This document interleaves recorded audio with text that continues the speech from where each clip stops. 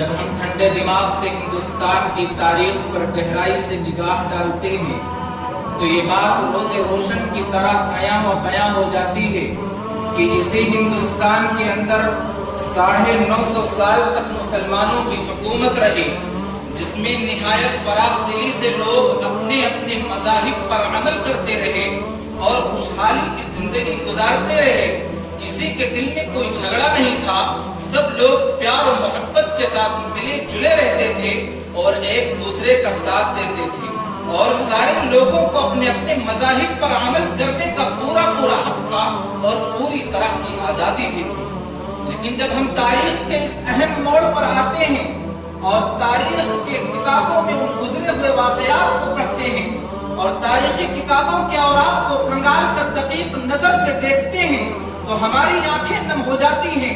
ہاتھ میں قلم لرز جاتا ہے اور سانس رکنے لگتا ہے اور آنکھوں کے سامنے اندھیرا چھا جاتا ہے کہ ان حضرات کا کیا جرم تھا، کیا گناہ تھا کہ جس جرم کی پاداش میں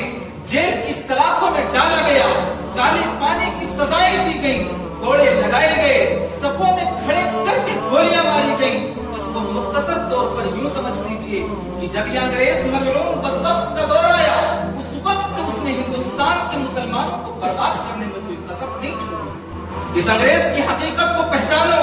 یہ ہماری نظروں کا دشمن ہے، یہ ہمارے دین کا دشمن ہے۔